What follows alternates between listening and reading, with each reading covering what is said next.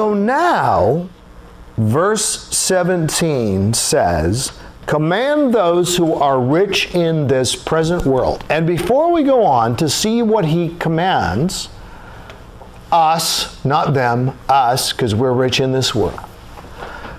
Based on all of these other passages of Scripture, including earlier in 1 Timothy 6, including Ecclesiastes, including James and the condemnation of the rich, what would you expect Paul to now say? Command those who are rich in this present world to do what?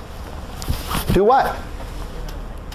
What'd you say? Give it away. Give it all away so that you're no longer rich. Because it's bad to be rich. Right? That's what you would expect him to say. And he did call upon certain people. The rich young ruler, give it away, and you'll have treasures in heaven, you'll follow me. But we also have Mary and Martha and Lazarus, who lived in what was obviously a nice home with lots of room for all 12 of the disciples to stay in, and good meals that Mary and Martha were fixing, primarily Martha, Luke 10, were fixing, and all of that. And then there was Nicodemus, and then there was Joseph of Arimathea, and they weren't condemned for having wealth that was, shared with Jesus and caring for him and providing the tomb that he was in. And there were the women who supported Jesus, and they weren't condemned for having enough to support. So we got all that. But if you just got James and some of these other and certain words of Jesus about the rich, you'd think Paul would say, command them to get rid of it all and no longer be rich. Well, here's what you command those who are rich in this present world. Not to be arrogant, first of all. Why would you be arrogant related to your riches? Well, it's because you think you earned them. I mean, that you think that it was all about you. It was my gift and my talent and my ability. Not recognizing that any gifts and abilities you have, 1 Corinthians 4, where did you get it if not from God? God gets all the credit for that. If you're a smart businessman, did you get your smartness from yourself? I mean, you had to have some kind of capacity, some kind of potential, some kind of IQ. And even the ideas that we think were all ours, do you think any of those actually came from God? Don't be arrogant. Don't take credit for what you shouldn't take credit for. And I have to say sometimes what we do as rich people is to look at other people and say, just pull yourself up by your bootstraps. Come on, be like me. Look at me, I've worked hard. Yeah, I have worked hard. But I grew up with, it wasn't a privileged family by American standards, but it was just a middle-class family. My dad was a tavern owner, but I never wanted. I grew up, we had used cars, but we had multiple cars. There was always a car I could drive out of the driveway. It might not look great, and it would be a different car each time, depending on who took the others. But I had a car, and I went to school. I was able to go to college. Don't be arrogant. Don't put your hope in wealth. Don't put your hope in wealth, which is so uncertain. Well, command them not to be arrogant. Command them not to put their hope in wealth. Well, wow. You mean you can have wealth without putting your hope in it? Yes. Because he's commanding those who are rich in this present world not to put their hope in the wealth. Again, he's not saying give it all away so there won't be any wealth for you to put hope in, but don't put your hope in that wealth you have, realizing it's so uncertain. But to put their hope in God, who is certain, that's implied, we know that to be the case, who richly provides us with everything for our enjoyment. Whoa, that's encouraging. Right when you thought, wait a minute, if you ever enjoy anything materially, you should feel guilty, you scum of the earth rich people. It's not what he's saying. Tell them, put their hope in God. And then God richly provides. Thank him for the pizza that's coming for lunch. Thank him for everything. He richly provides us with everything for our enjoyment. How kind of him. How encouraging. How lifting the constant guilt that you would have if you only had the James passages about weep and howl, you rich. It's encouraging. Now, verse 18. Command them to do good, to be rich. Okay, those who desire to be rich, all these bad things are going to happen. Now he's saying, I'll give you another way to be rich, a better way to be rich.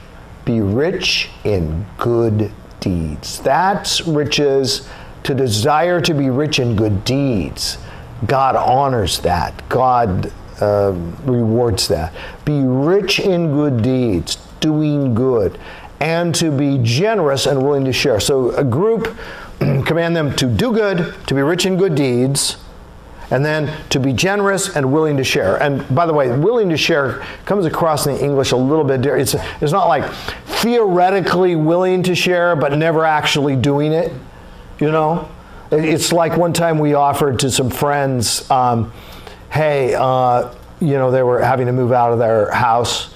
And I said, hey, if you need some place to come and stay for a while, you know, feel free to come and stay there until you find another place. And we went off to the beach. We went on a little family vacation. We came back from the beach. And when we drove in, there was one of our friends, and the garage was full of stuff. And she was closing the door. I went, oh, well, our friends took us up on that. So we were sincere in the offer, but to this day we joke with them about how, no, we were supposed to be rewarded for being willing for you to come and live with us. And they ended up living with us for 3 months. It was great. But you know what I'm saying? For willing.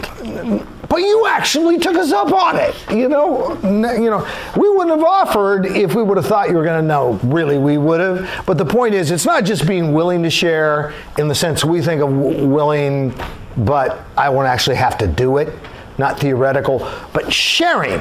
Generous and sharing. To be willing to share is to share. And be quick to share. In this way, they will lay up treasure for themselves as a firm foundation for the coming age. Now, this is incredible because the rich have been told they need to put their trust in God, they need to hope in God and not in their wealth. And if they do that, they can be rich, which we all are. But here's how you break the back of materialism. Do good with the wealth God has entrusted to you. Be rich in good deeds. Be generous. Give, give, give to others. In this way, now you're talking about, before you were talking about, here's how you can not have to live in guilt and be judged and condemned by God. But verse 19 actually takes it a step further. Verse 19 is not simply offering you the opportunity to escape condemnation. Verse 19 is offering us, who are rich, through our giving and generosity and being rich in good deeds, offering us eternal reward. That isn't the lack of a negative, that's the presence of a positive. I mean, the ultimate positive. You're telling me that a person who was rich in this world could actually receive reward from God only if you're doing good, rich in good deeds, generous, willing to share, not putting your hope in the wealth, but putting your hope and trust in God.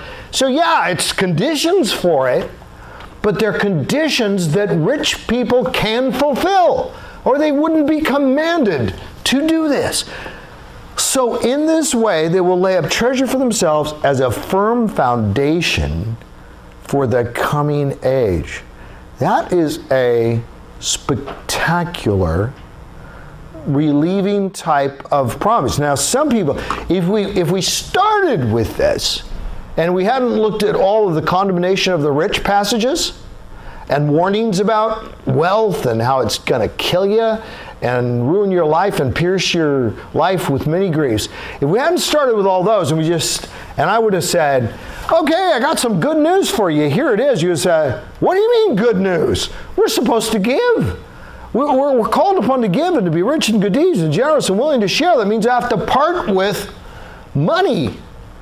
Well, yeah, you have to part with money, but it's actually good news because you don't have to be condemned if you're not trusting in the wealth and you're not revolving your life around the wealth, and if you're being generous and sharing with other people the wealth, you can actually not only escape condemnation, but you can be commended by God and rewarded for eternity. So what makes it good news is, in light of those other passages, does that do something for your heart? I mean, to me, this is liberating. You can actually be rewarded. Laying up treasures for themselves is a firm foundation for the coming age.